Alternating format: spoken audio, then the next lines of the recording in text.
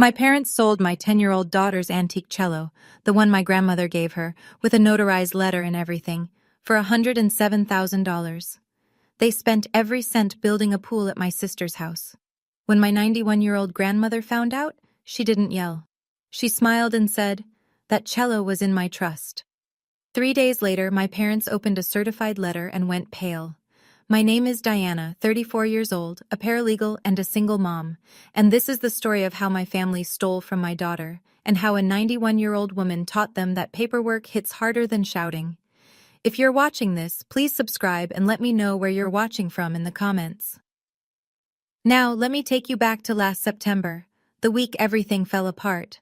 Our apartment was small, 2 bedrooms, 1 bathroom, a kitchen with a window that stuck, and a living room where every piece of furniture had a story that ended with, "It was on sale." We rented it from my family, or what I thought was my family's property. More on that later. But the thing that made that apartment feel like a home wasn't the furniture. It was the sound. Every afternoon around 4:15, Lucy would sit by the window in her bedroom, pull Harriet from the case, and play.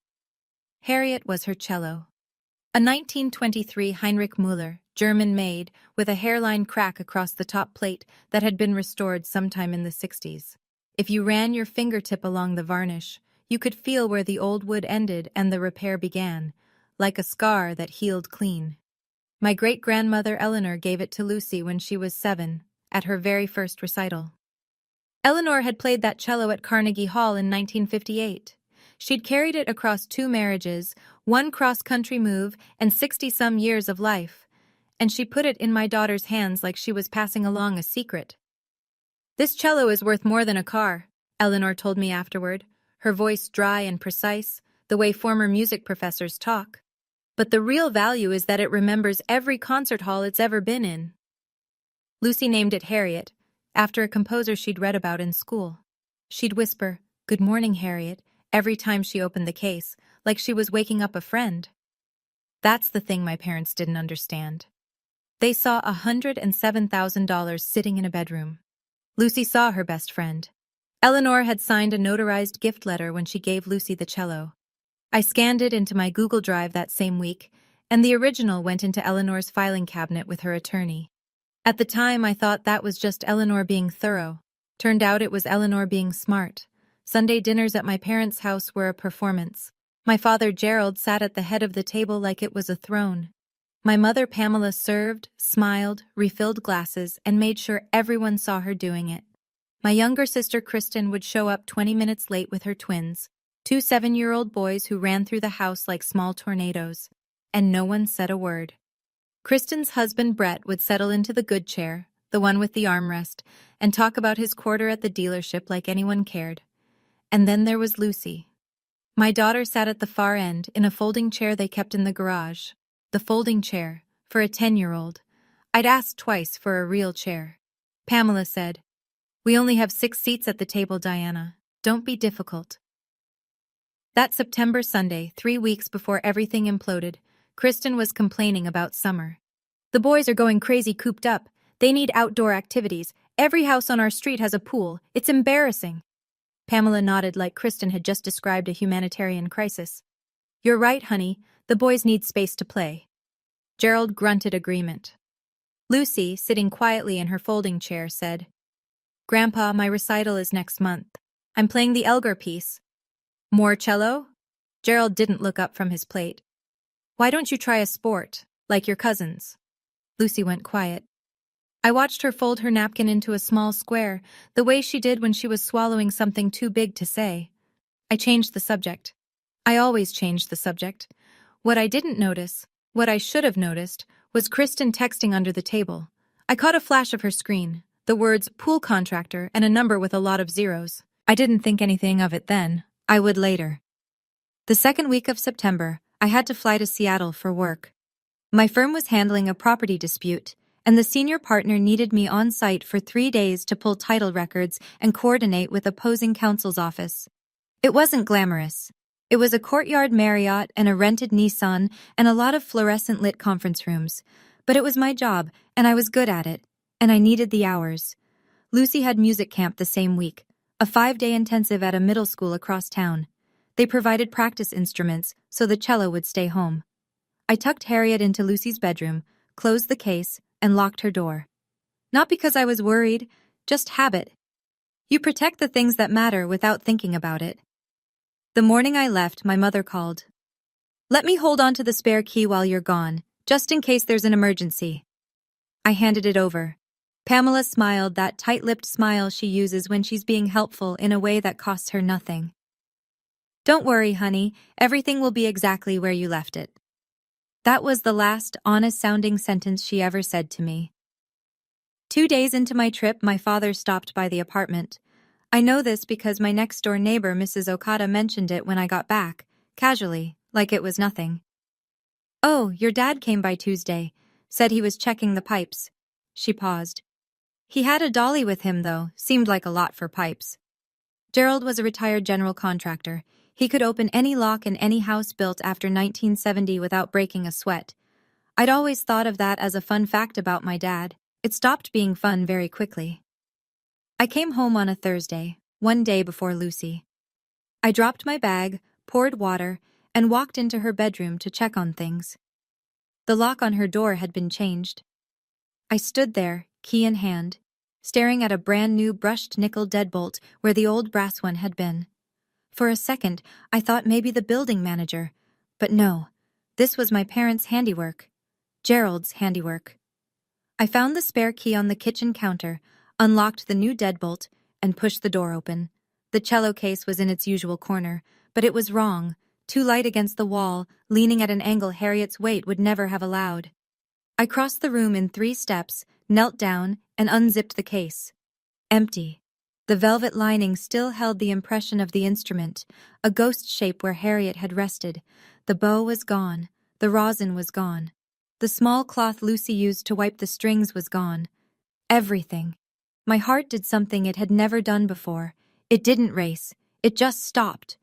One long, hollow beat of nothing, and then it restarted cold. I called my mother. "Where is Lucy's cello?" Pamela's voice was light, rehearsed. "Oh, honey, your father took it in for maintenance. It needed restringing or something." "Which shop?" "I don't remember the name. Ask your father." I called Gerald. It went to voicemail. I called again. Voicemail. I called a 3rd time. Voicemail. The next afternoon, Lucy came home from camp. She dropped her bag at the door, ran to her room, saw the case, smiled, and opened it. She didn't cry. That's the part that broke me. A 10-year-old standing in front of an empty cello case, holding her bow hand out like she was still waiting for the music to start.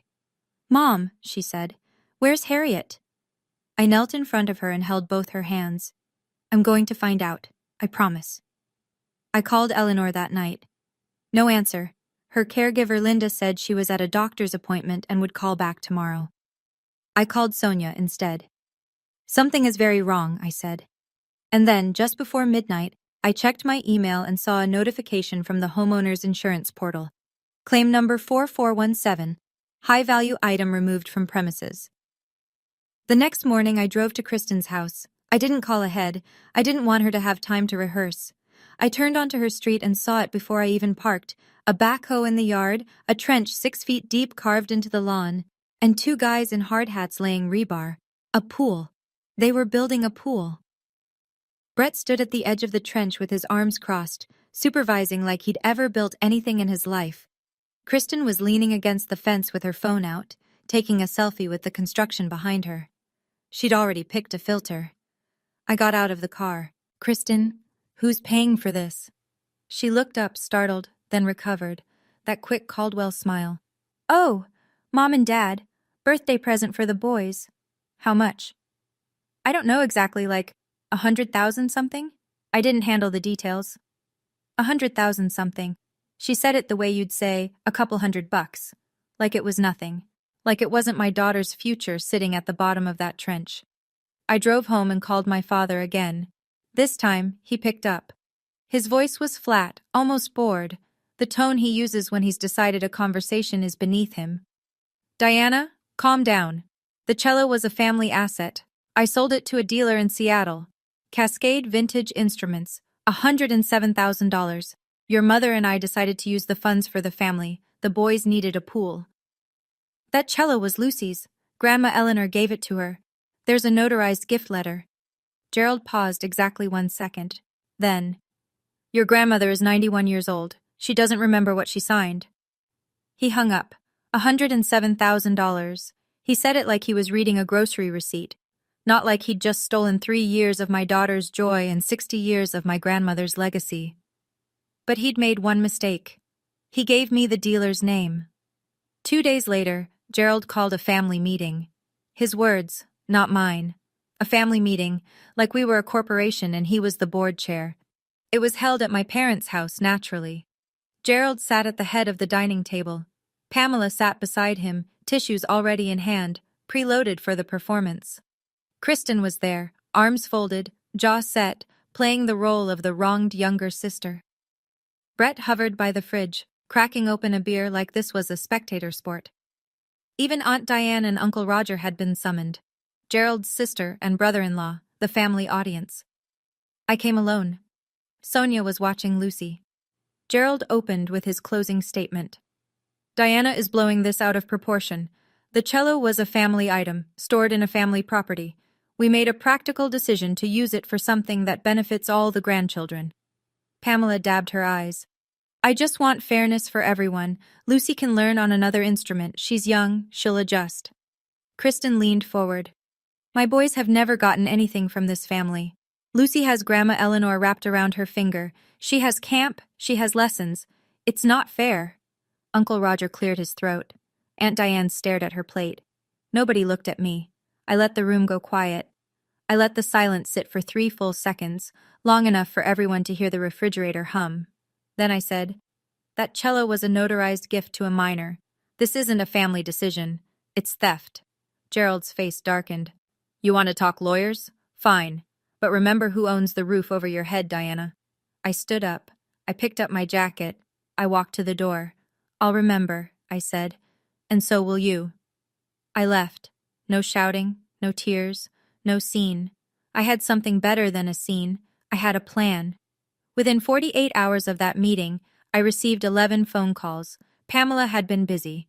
She'd called every relative with a pulse and told them her version of events.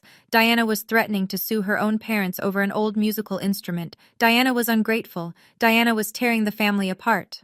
Aunt Diane texted first. Don't embarrass the family, Diana. This isn't who we are. Uncle Roger followed. Your parents raised you. They sacrificed. Show some respect. A cousin I hadn't spoken to in 3 years sent me a message on Facebook.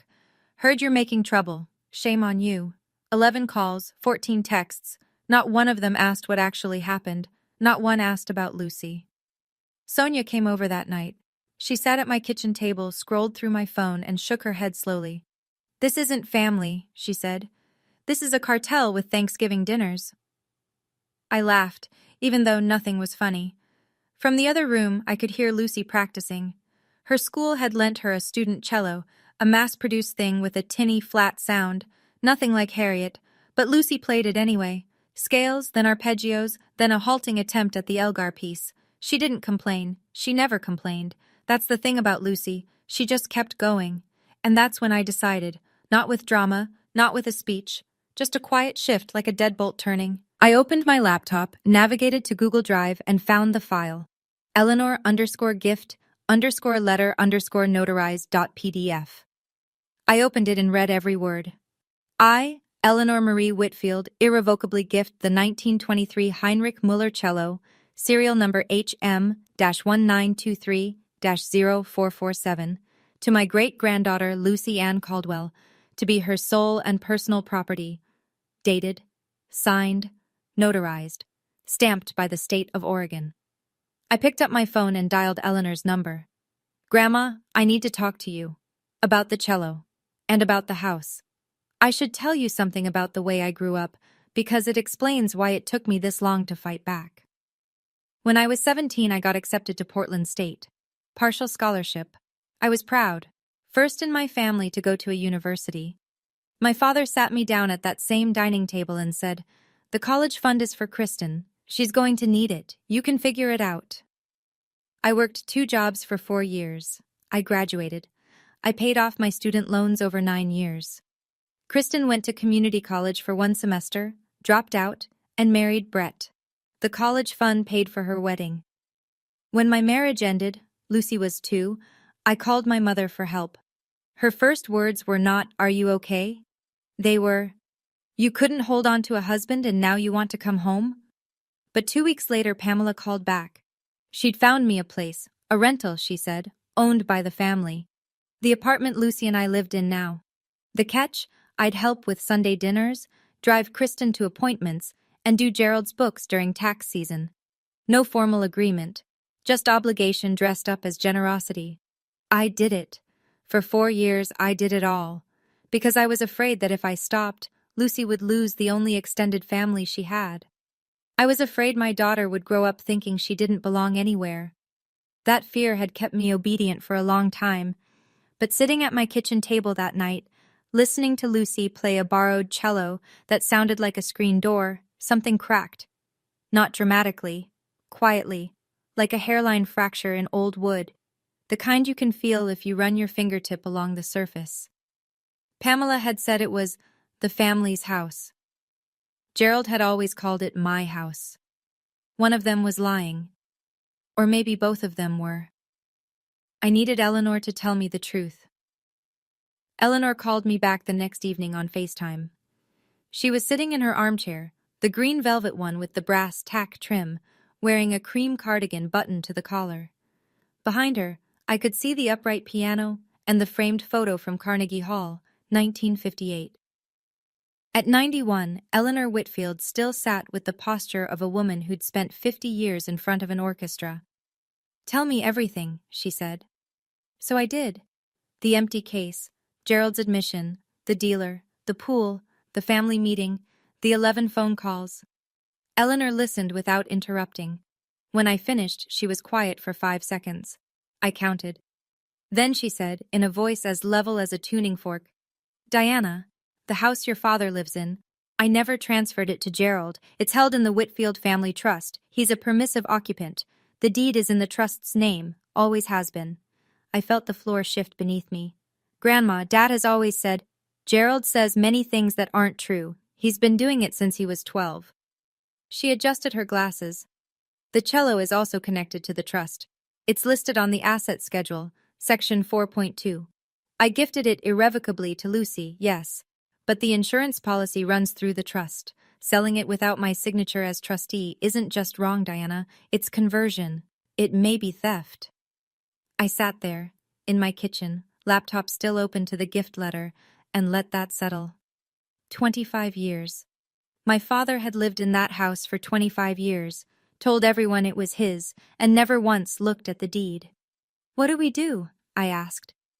Eleanor's expression didn't change, but something in her eyes sharpened, a precision I recognized from every recital I'd ever watched her conduct.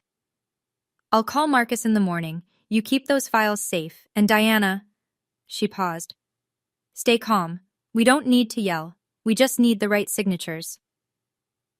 I didn't sleep that night. I sat at the kitchen table with my laptop, a legal pad, and 4 cups of coffee, and I did what I do best. I pulled records. First, the notarized gift letter. Already in Google Drive, time-stamped, backed up, PDF, check. Second, Gerald's texts. I scrolled back through our thread and found it. His confirmation of the sale, the amount, the dealer's name. Cascade Vintage Instruments, $107,000. I screenshotted every message, saved them with dates. Third, I searched the dealer's name. Cascade Vintage Instruments, LLC, based in Seattle. Their website had a current inventory page, and there she was. Harriet, listed under 1923 Heinrich Müller cello, German manufacture, restored. The asking price was $125,000. Gerald had sold her for $18,000 less than what she was already listed for. He hadn't even negotiated. He'd just wanted the money fast. I screenshotted the listing with a timestamp. Fourth, and this one made my hands shake, I logged into the old family Gmail account, the one my parents had set up years ago for shared bills and subscriptions. Gerald had never changed the password. In the sent folder, I found the wire transfer confirmation from their bank, $107,000, Received from Cascade Vintage Instruments LLC, deposited into the personal checking account of Gerald R. Caldwell. Not a family account, not a trust account, Gerald's checking account. He'd pocketed every cent and then distributed it however he saw fit. I saved it, backed it up, printed a hard copy. By 2 in the morning, I had a folder on my desktop labeled Receipts. 14 files, every one of them a nail. I closed my laptop and sat in the dark kitchen, listening to the hum of the refrigerator and the occasional car passing on the wet street outside. The money had gone into Gerald's account, but where had it gone from there? Did Kristen get it directly, or did Gerald pay the contractor himself? I'd find out. But first, I had one more place to look. The family Gmail was a gift that kept giving. I'd been looking for bank records, but what I found was worse, or better, depending on your perspective. In the inbox, buried under a chain of Costco coupons and dentist reminders, was an email thread between my mother and my sister. Kristen had started it. The date was September 3rd, 2 full days before I'd left for Seattle. Mom, the cello guy said he can do $107,000. That's enough for the pool and the patio. Tell Dad to do it before Diana gets back. Pamela replied 4 hours later, I'll handle Diana, she'll get over it. I read it 3 times. Then I read it a 4th time, slowly, word by word, because I needed to be sure I wasn't imagining things. Kristen had contacted the dealer. Not Gerald. Kristen. She'd gotten the quote, done the math, and told my mother to make it happen, specifically before I came home. My father was the one who walked into my daughter's room with a dolly and carried out a 90-year-old instrument, but my sister was the one who'd picked the target and set the timeline. Pamela was the cover, Gerald was the muscle, Kristen was the architect. I screenshotted the thread, every email, every timestamp. I saved them into the receipts folder, right between the wire transfer and the dealer listing. 15 files now. I called Sonia at 6 in the morning. She picked up on the second ring because she's a nurse and nurses don't really sleep. I have everything, I said. Emails, texts, transfer records, the dealer listing, all of it. Good. What now? Eleanor's calling Marcus Webb this morning, her trust attorney. Sonia paused. Diana, you've never done this before, stood up like this. I know. I looked down the hallway toward Lucy's door, but nobody's ever come for my kid before. Marcus Webb's office was on the 4th floor of a sandstone building in downtown Portland, the kind of building that smells like old paper and leather and quiet authority. I'd been in law offices before. I worked in one, but this was different. This was Eleanor's territory. Eleanor arrived in a black town car. She wore a gray wool coat, pearl earrings, and carried a folder 2 inches thick. She walked through the lobby without pausing, and the receptionist said, Good morning, Mrs. Whitfield, the way people greet someone they've known for decades. Marcus Webb was mid-50s, silver-haired, thin-framed glasses, the kind of man who looks like he's never raised his voice in his life and never needed to. He shook my hand, offered coffee, and spread the documents across his desk like a dealer laying out cards. He reviewed everything, my receipts, Eleanor's trust documents, the gift letter, the deed. Then he leaned back and laid it out in 3 clean steps. 1. The cello was an irrevocable gift to Lucy, but it's still listed on the trust's insurance schedule. Gerald selling it without Eleanor's authorization as trustee constitutes unauthorized disposal and conversion of a minor's gifted property. We file a police report. 2. We send a demand letter via certified mail. Gerald has 14 days to return the full $107,000 to the trust. If he doesn't, we file a civil suit. 3. The house. He looked at Eleanor. As trustee, you have the right to revoke permissive occupancy. Under Oregon law, Gerald is not a tenant. He's a gratuitous occupant. 30-day written notice, and he's required to vacate. Eleanor nodded once. She picked up the pen Marcus offered and signed every document he placed in front of her. Her hand trembled slightly. She was 91, but her signature was straight and sure.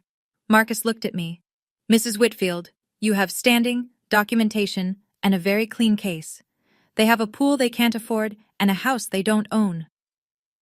The Multnomah County Sheriff's Office smelled like floor wax and burnt coffee.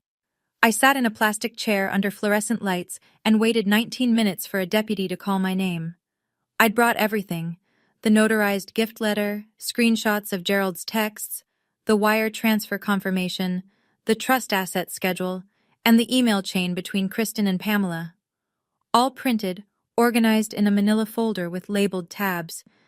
Paralegal habits die hard. The deputy, a calm-faced man in his 40s named Herrera, listened without interrupting. He took notes on a form. He asked questions I'd already anticipated. When was the instrument removed? Who had access? Is there documentation of ownership? I answered each one. I handed over each printout. He looked at the wire transfer confirmation for a long time. Ma'am, with the value exceeding $1,000, this falls under ORS 164.055, theft in the first degree. We'll also note conversion of property belonging to a minor. You'll receive a case number today. He handed me a card with the case number written on the back. I thanked him. He didn't blink when I told him the suspects were my parents. He'd probably heard it before. That thought made me sadder than the report itself. I sat in my car afterward in the parking lot, engine off, hands on the steering wheel. Rain was starting, that thin Portland drizzle that doesn't seem like much until you realize you're soaked. Sonia called. You okay? I just filed a police report against my parents. Silence. Then, how do you feel? I watched the rain bead on the windshield. Lucy asks about Harriet every single day. She doesn't cry about it, she just asks. Like if she keeps asking, the answer will change. I turned the key. I'm fine. Okay, I need to pause here for just a moment. Before we go on, if you've ever had someone in your family take something that belonged to your child, something that mattered, I want to hear your story. Drop it in the comments. And if you haven't hit subscribe yet, now's a good time, because what happened next? My parents had absolutely no idea what was coming. Let's keep going. Gerald found out about the police report faster than I expected. Pamela had a friend who worked at the county dispatch center. I don't know what exactly was said or how the information traveled, but by 8 o'clock that evening, my father was standing on my front porch, knocking hard enough to rattle the screen door. I opened the door but kept the chain on. Lucy was in her room with the door closed, headphones in, practicing fingerings on her borrowed cello. Gerald's face was a color I'd never seen on him, somewhere between brick red and ash gray, like his blood couldn't decide whether to boil or drain. You called the police. Not a question, a sentence. I filed a report. There's a difference. On your own parents, Diana. Your own parents. His voice was low, controlled, the way it always got right before the volume came. Let me tell you something. You live in this house because I allow it. I will change every lock on this building by tomorrow morning. You and Lucy can find somewhere else to sleep. I looked at him through the gap in the chain. He stood on my porch like he owned it, like he'd always owned it, like the ground beneath his feet was a gift he'd given himself and could take back whenever he wanted. This house isn't yours, Dad. His eyes narrowed. Excuse me? You heard me. I've lived here 25 years, and you've never once looked at the deed. He opened his mouth, closed it. His jaw worked silently, like a man chewing something that wouldn't break down. You're done, Diana. You hear me? Done. I closed the door, locked it, slid the chain into place. From Lucy's room, I could hear the faint sound of scales on a tinny cello. She was still practicing, still going. The thing about entitlement is this: it never checks paperwork. It just assumes. Pamela's counterattack came the next morning, and it came on Facebook. She posted at 7:14 a.m. I know because I checked the timestamp later when I screenshotted it. The post was a masterpiece of manipulation, the kind of thing they should teach in psychology courses as a case study. Heartbroken today. My oldest daughter is trying to sue her own parents over a piece of furniture. We gave everything to raise our girls, and this is how we're repaid. Please keep our family in your prayers. Underneath, she'd attached a photo of me at age 6, in a yellow sundress, holding an Easter basket. Little Diana, sweet and obedient, the kind of child who would never cause problems. The comments came fast. 312 friends, and apparently all of them had opinions. So sorry, Pam. Some children just don't appreciate what they have. Praying for you and Gerald. Stay strong. This is what happens when kids think they know better than their parents. A few people tagged me. I didn't respond. I didn't correct. I didn't post my side of the story. I did screenshot the entire post, every comment, every reaction, every timestamp. And I saved it to the receipts folder, 16 files now. A piece of furniture. That's what Pamela called a 1923 cello that had played at Carnegie Hall. A piece of furniture. That told me everything I needed to know about what my mother valued, and what she didn't. Sonia called after seeing the post. She's building a narrative, you know that, right? Public sympathy, private pressure. This is textbook. I know. So what do you do? I looked at my laptop screen, where Marcus Webb's email sat in my inbox with 2 attachments, a demand letter and a 30-day notice to vacate. I let the paper do the talking. When? Certified mail goes out tomorrow. The next morning, Marcus Webb walked into the downtown Portland post office and sent 2 envelopes via USPS certified mail, return receipt requested. Envelope 1, addressed to Gerald R. Caldwell and Pamela S. Caldwell, a formal demand letter from the Whitfield Family Trust, requiring full restitution of $107,000 within 14 calendar days. The letter detailed the unauthorized sale, cited the notarized gift, referenced the trust's asset schedule, and stated plainly that failure to comply would result in a civil action for conversion and unjust enrichment. Envelope 2, same address, a 30-day notice to vacate. Eleanor Whitfield, as trustee and property owner, was revoking permissive occupancy of the residence at the address my parents had called home for 25 years. The notice cited Oregon revised statutes, referenced the trust deed, and gave them exactly 30 days from the date of receipt to remove themselves and their belongings from the property. A third copy was sent to Kristen Caldwell Moore at her own address, formal notice that the trust was pursuing restitution for funds derived from the unauthorized sale, and that any party who received or benefited from those funds may be subject to legal action. Marcus texted me the tracking numbers that afternoon. I saved them. That evening, I sat on the couch and opened the USPS tracking app. The 2 envelopes to my parents were already in transit, moving through the Portland sorting facility like small, quiet bombs. Eleanor called me before bed. Her voice was calm, the way it always was. "It's done," she said. "Now we wait." "Grandma, do you have any regrets?" She was quiet for a moment. "I regret trusting Gerald as long as I did. I don't regret this." I refreshed the tracking app one more time before I turned off the light. In transit to destination. The next day, the status changed. Delivered. Signed by G. Caldwell. Sonia lived 3 blocks from my parents' house. She wasn't spying. She'd lived in that neighborhood since before my parents moved in. But she did happen to be driving past at 3:17 that afternoon, and she saw what she saw. Gerald was standing at the mailbox. He'd pulled out a white envelope, the kind with the green certified mail sticker, and he was reading it right there in the front yard. Sonia said his face went through 3 colors in 10 seconds. Normal, red, then a shade of pale she'd only ever seen in the ER. Pamela came out the front door. She must have heard something or sensed it, because she was already moving fast. Gerald handed her the letter without a word. Pamela read it standing on the lawn, and her hands started shaking so hard that the pages fluttered in the afternoon air. 20 minutes later, my phone rang. Gerald's name on the screen. His voice was different. Not commanding. Not bored. Not dismissive. Scared. "Diana, what did your grandmother do? This letter, it says we have to leave the house. This is our house. I've been here 25 years. The deed says Whitfield Family Trust, Dad. It's always been Grandma's house. You just never checked." She's confused. She doesn't know what She knows exactly what she's doing. She signed every document herself. "I'll fight this. I'll get a lawyer." "You should. His number is on the letter. Marcus Webb. He's been Grandma's attorney for 20 years. I'm sure he'd appreciate hearing from you."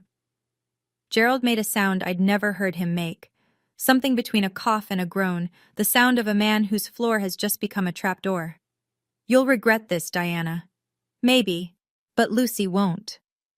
I hung up. I set my phone face down on the table, and I sat very still for a long time, listening to the quiet. For 25 years, My father told everyone it was his house. He never once looked at the deed.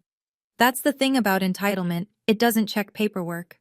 Gerald hired an attorney the next day, a real estate lawyer from a firm in Lake Oswego, $300 an hour type, paid with a $3,000 retainer that Gerald pulled from what was left of the cello money. The attorney did what any competent attorney would do. He pulled the deed from Multnomah County records, reviewed the trust documents that Marcus Webb provided upon request, and sat Gerald down in a conference room to deliver the news. The house belonged to the Whitfield Family Trust. It had never been transferred to Gerald. There was no purchase agreement, no quitclaim deed, no record of any transaction.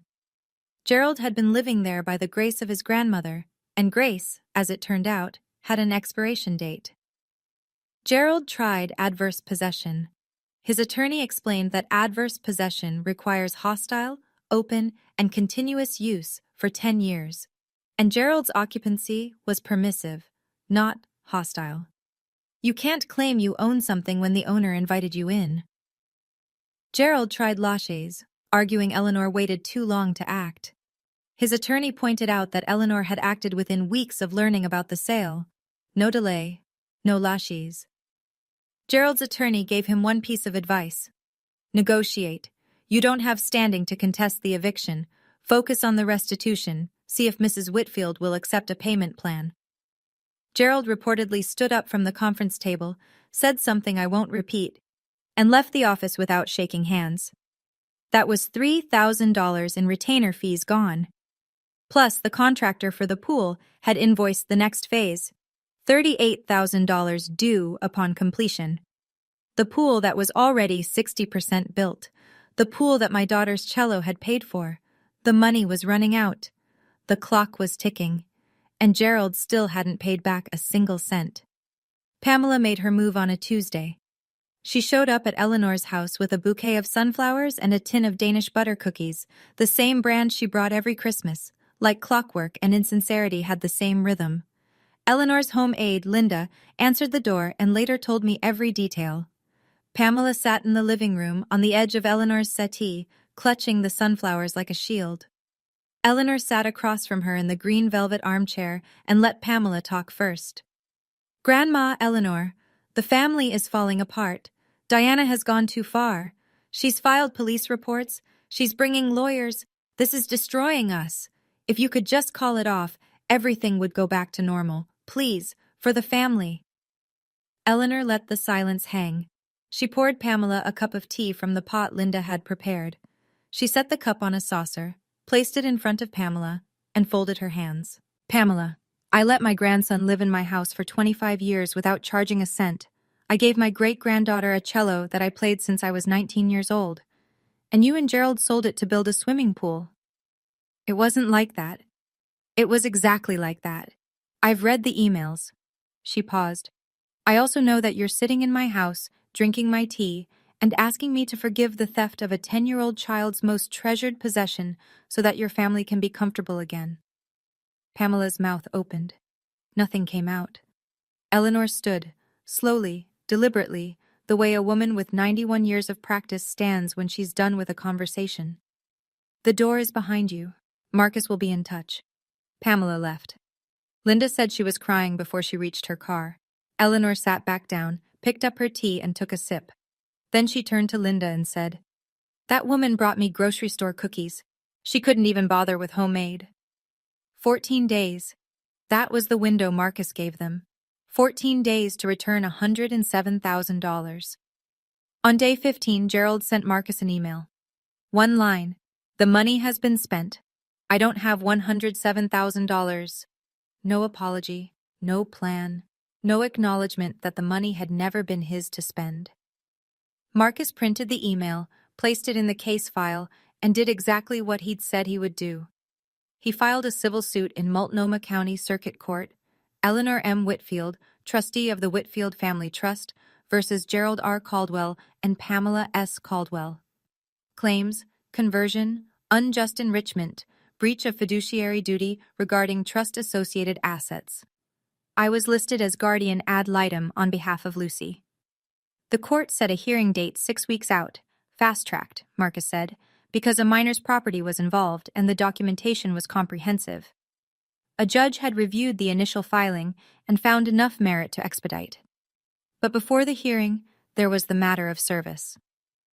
A process server arrived at my parents' house on a Thursday afternoon at 4:45 p.m.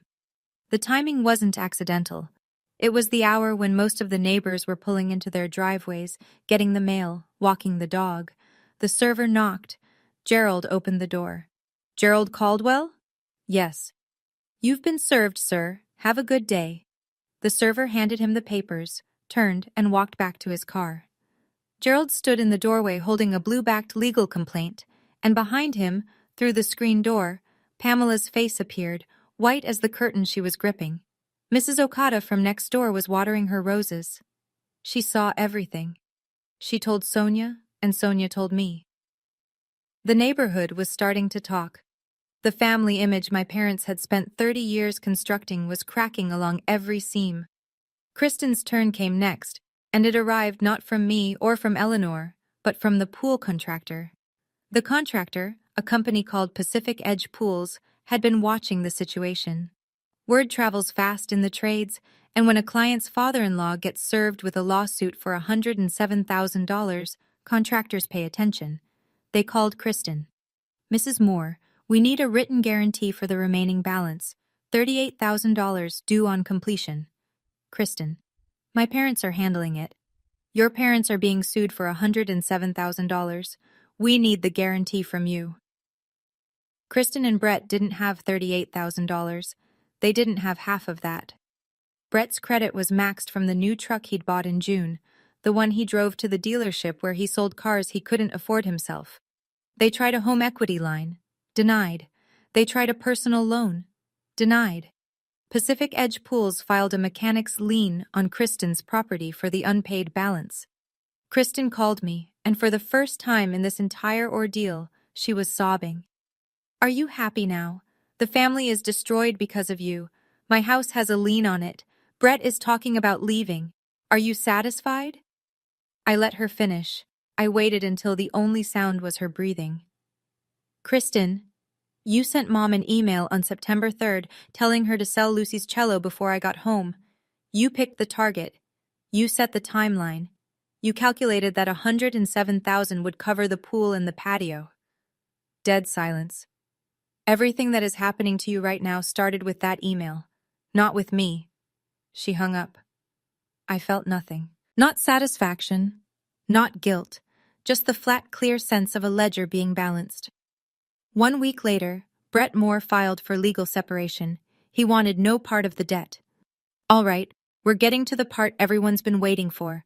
But before we do, if this story is hitting close to home, you're not alone. Hit that like button so more people can find this, and share it with someone who needs to hear it today. Stick around, because the courtroom scene is next. My father's face was something I will never forget. Here we go. Multnomah County Courthouse, 3rd floor. Courtroom 3B. It smelled like old wood and recycled air, and the overhead lights gave everything a faintly yellow cast, like a photograph that's been sitting in a drawer too long. I sat on the left side of the gallery, next to Marcus Webb. Eleanor sat beside me, back straight, hands folded over her gray wool coat. She looked like she'd been sitting in courtrooms since before the building was built. Sonia was 2 rows behind us, there because I'd asked her to be, and because she'd said, "You're not doing this without backup." Gerald and Pamela entered from the right. Gerald wore a blazer that didn't quite fit anymore, something he'd pulled from the back of a closet. Pamela clutched a tissue. Their attorney, a younger man I didn't recognize, carried a thin folder. Thin because there wasn't much to put in it. Kristen wasn't there. She wasn't a named defendant, or maybe she just couldn't face it. Gerald's attorney made his arguments. Adverse possession, denied. The court noted permissive occupancy. Laches, denied. Eleanor acted within weeks. Then he tried family gift, claiming the cello was communal family property, not Lucy's. Marcus stood. He presented the notarized gift letter. The trust asset schedule, section 4.2. The wire transfer confirmation. The email chain between Kristen and Pamela, time-stamped, authenticated. The police report. And finally, Pamela's Facebook post, calling a 1923 Carnegie Hall cello a piece of furniture. He laid each document on the table like he was dealing a hand no one could beat. The judge, a woman in her 60s with reading glasses on a chain, turned to Gerald. "Mr. Caldwell, did you have authorization from the trustee to sell this instrument?" Gerald straightened in his chair. "It was in my house." "That's not what I asked." The courtroom went silent. Gerald opened his mouth, then closed it. The judge removed her glasses. "I've seen enough. I'll issue my ruling." The ruling took 4 minutes to read. It felt like 4 hours. The judge put her glasses back on and spoke without inflection, the way people do when the facts are so clear that emotion would be redundant. "The court finds in favor of the plaintiff. The evidence establishes that the 1923 Heinrich Müller cello was irrevocably gifted to the minor child, Lucy Caldwell, and that the sale of this instrument was conducted without the authorization of the trustee or the consent of the child's legal guardian." She turned a page. "Gerald and Pamela Caldwell are ordered to make full restitution of $107,000 to the Whitfield Family Trust. If unable to pay in full, a structured repayment plan will be established, subject to wage garnishment if payments are not maintained." Another page. "The 30-day notice to vacate, issued by the trustee, is upheld. The respondents have 30 calendar days from today's date to remove themselves and their personal property from the residence." She looked over her glasses at Gerald. "Additionally, the court notes that the antique instrument dealer, Cascade Vintage Instruments, is directed to cooperate in the return of the cello, pending financial arrangements between the trust and the dealer." Gerald stood up. His chair scraped against the floor. "This is my house. I've lived there for 25— Mr. Caldwell." The judge's voice didn't rise. It didn't need to. "The deed says otherwise. Sit down." He sat. His hands gripped the edge of the table so hard his knuckles went white. Pamela was crying into her tissue, quietly, mechanically, like a faucet someone had forgotten to close. I looked at Eleanor. She wasn't smiling exactly, but there was something on her face, a stillness, a settledness, like a chord that had finally resolved. She reached over and held my hand. Her fingers were thin and warm. "You did the right thing," she whispered. The gavel came down once. A single, clean sound that echoed off the wood-paneled walls and settled into the silence like a period at the end of a very long sentence. 30 days later, a U-Haul truck backed into the driveway of the house on Birchwood Lane, the house my father had called his for a quarter of a century. I wasn't there. I didn't go to watch. I'd made that decision early. This wasn't a victory lap. It was a correction. Sonia drove past on her way to work and told me what she saw. Gerald loading boxes in silence, not angry, not shouting, just moving with the heavy mechanical rhythm of a man who'd run out of arguments. Pamela carrying a lamp through the front door, not looking at anyone, not even Gerald. They moved into a 2-bedroom apartment in Gresham. Pamela's sister had helped them find it. Rent was $1,400 a month, more than Gerald had paid in total over 25 years of living rent-free in Eleanor's house. 2 weeks after the move, Marcus sent the family, Aunt Diane, Uncle Roger, the cousins, a 1-page summary of the case at Eleanor's request, not to humiliate, to correct the record. The summary was factual: the trust deed, the unauthorized sale, the restitution order, the eviction, no editorial, no opinion, just paper. The phone calls stopped. All of them. Aunt Diane never texted me again. Uncle Roger went silent. The cousin who'd messaged me, "Shame on you," deleted her Facebook comment. I know because the notification arrived at 2 a.m., the hour when guilt tends to find people. The first restitution payment hit the trust account 3 weeks after the ruling, $2,500 from Gerald Caldwell. It was automatic, set up through the court. Total remaining balance, $104,500. At $2,500 a month, it would take roughly 43 months to repay in full. Gerald would be 65 by the time he finished paying for a pool he built with his granddaughter's stolen inheritance. I tried not to think about that as anything other than math. It was a Wednesday in late October when Marcus called and said, "It's done. You can come pick her up." The cello. Cascade Vintage Instruments had cooperated fully once the court order was presented. They returned the instrument to Marcus's office, and Eleanor fronted the reimbursement from the trust fund, the same fund Gerald would be paying back into for the next 3.5 years. I drove downtown alone. Marcus had the case waiting on his conference table. I unlatched it and folded back the lid, and there she was, Harriet. The 1923 Heinrich Müller, with the restored crack across the top plate, the same warm amber varnish, the faint smell of old wood and rosin that Lucy used to say smelled like a library that plays music. I ran my thumb across the strings. They hummed, low and deep, the way a voice sounds when it's been holding its breath. I drove home with the case buckled into the passenger seat, which is exactly as ridiculous as it sounds, but I didn't care. I parked, carried it inside, and set it in the corner of Lucy's room. The same corner, the same angle, as if it had never left. Lucy came home from school at 3:40. She dropped her backpack at the door, walked to her room, and stopped in the doorway. She didn't run, she didn't shout. She walked to the case slowly, knelt down, and unzipped it. She looked at the cello for a long moment, checking maybe, to make sure it was real. Then she reached in and touched the neck, right where the varnish was thickest. "Hi, Harriet," she whispered. I stood in the hallway, one hand on the doorframe, and I cried. Not loudly, not dramatically, just quietly, the way you cry when something that was taken has been returned and you realize how tightly you'd been holding yourself together. My daughter didn't ask where Harriet had been, she just started tuning. That evening, after Lucy was asleep, I sat at the kitchen table and drafted an email. I sent it to 3 addresses: Gerald, Pamela, and Kristen. It was short.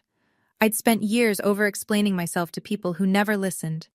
This time, I let the words be small and final. Effective immediately, I am establishing no contact boundaries. All communication regarding the restitution will go through Marcus Webb's office. Do not contact me or Lucy directly. I wish you well, but I need to protect my daughter and myself. Gerald replied within the hour. One sentence. You'll regret this. I didn't respond. Pamela sent 6 emails over the next 3 days. Long, winding messages full of scripture quotes, childhood memories, and sentences that started with, "After everything we've done for you." I didn't open a single one. I forwarded them to Marcus unopened and asked him to flag anything legally relevant. Kristen sent one text message, 4 days later. "I'm sorry." I read it. I sat with it. I didn't reply. Not out of cruelty, out of honesty. I wasn't ready to forgive, and I wasn't going to pretend I was. Maybe someday. Maybe not. That was allowed. The next Saturday, I went to the hardware store on Burnside and bought a new deadbolt. A Schlager. Brushed nickel, top of the line. I installed it myself. I wasn't as good at it as Gerald the contractor, but it locked, and that was enough. 2 keys, one for me, one for Lucy, nobody else.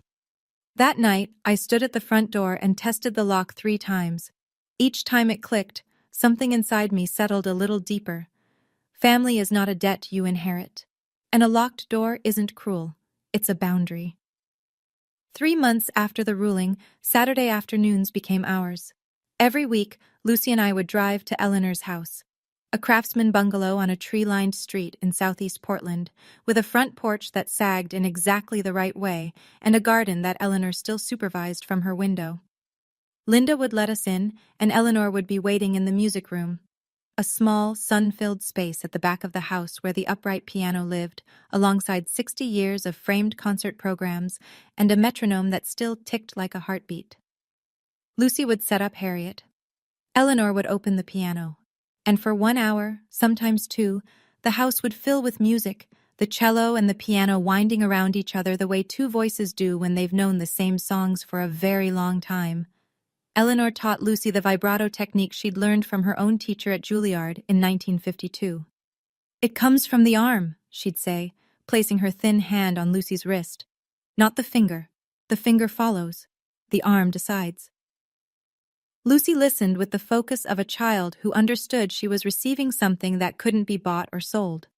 One Saturday, Eleanor said to her, "You keep this cello, Lucy, but more important, you keep the music.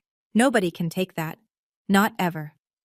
Lucy nodded, her bow resting on the strings, and said, I know, Grandma Eleanor. I sat in the armchair in the corner, the same green velvet chair where Eleanor had sat when she'd dismissed Pamela, and I drank tea and listened. Sometimes I'd close my eyes and let the music fill the room like warm water. For the first time in years, I didn't feel like I was holding anything up. No obligation, no performance, no folding chairs, just music and tea and the kind of quiet that comes after you finally stop tolerating the noise. In November, I started therapy. It was the first time I'd ever sat across from a professional and talked about my family without making excuses for them. Her name was Dr. Langford, and in our second session, she said something I carry with me still. Diana, setting a boundary isn't a betrayal. It's the first honest thing you've done in a family that rewarded dishonesty. I sat with that for a long time. Here's where things stood 5 months after the court ruling. Gerald had paid $12,500 into the trust, 5 monthly payments of $2,500. He had $94,500 left. He and Pamela were living in the Gresham apartment, and from what little I heard through Sonia, they kept to themselves. Gerald had taken a part-time consulting job with a small construction firm. Pamela volunteered at a church thrift shop. They were quiet. Whether that was peace or just exhaustion, I couldn't say. Kristen's house sold in January. The mechanic's lien, plus Brett's attorney fees from the separation, ate through most of the equity. The pool in the backyard was 60% finished, a concrete shell with no tile, no water, no purpose. The listing photos showed it covered with a blue tarp, like a wound someone had bandaged and walked away from. Kristen moved into a rental with the twins. Brett moved to Bend. Eleanor's house, the one on Birchwood Lane, sat empty for a month after Gerald left. Then Eleanor offered it to me and Lucy. $1 a month. It's still in the trust, she said. But it should have someone playing music in it. Lucy was accepted into the Portland Youth Symphony in October. She was the youngest cellist in the ensemble.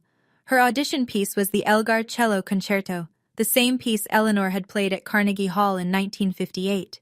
I looked at our life, the therapy, the house, the orchestra, the quiet Saturday afternoons, and I thought, I didn't lose my family. I lost the version of family that was never really mine. What I kept was better. December. Portland Youth Symphony Winter Recital. Arlene Schnitzer, Concert Hall.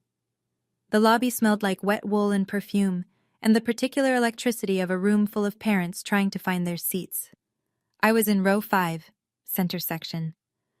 Eleanor sat to my left, wearing her gray wool coat and the pearl earrings she'd had since the 60s. Her posture was immaculate. Sonia was on my right, already recording on her phone even though the lights hadn't dimmed yet. The hall went dark. The stage lights came up, warm amber, the same color as Harriet's varnish.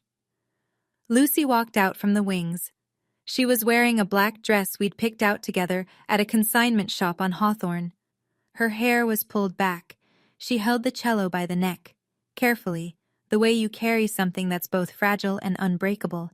And she sat down, adjusted the end pin, and placed the bow across the strings. She didn't look nervous. She looked ready. The conductor raised his baton. The orchestra breathed in, and Lucy began to play. The Elgar Cello Concerto, first movement. The same piece Eleanor had played at Carnegie Hall in 1958 on the same instrument, 66 years apart. The sound filled the hall, deep and warm and aching, the way a cello always sounds when it's telling you something that words can't reach. I closed my eyes. I let it wash over me. Every fight, every document, every phone call, every locked door, and I let it all go quiet.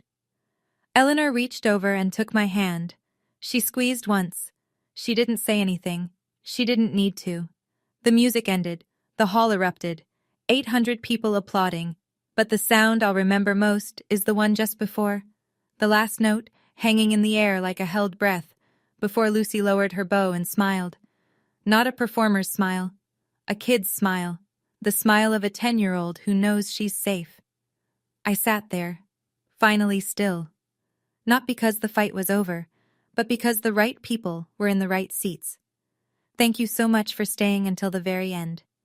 If Diana's story reminded you that setting boundaries, even with the people who raised you, is not betrayal, it's survival, then give this video a like.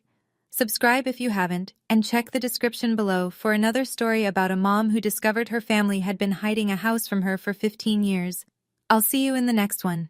Stay safe, protect your people, and remember, you don't owe anyone your peace. Wherever this story takes you, I hope you carry this with you. Protecting your child is never making drama. Sometimes the quietest thing you do is the strongest. And a locked door isn't cruel, it's just a boundary with a key.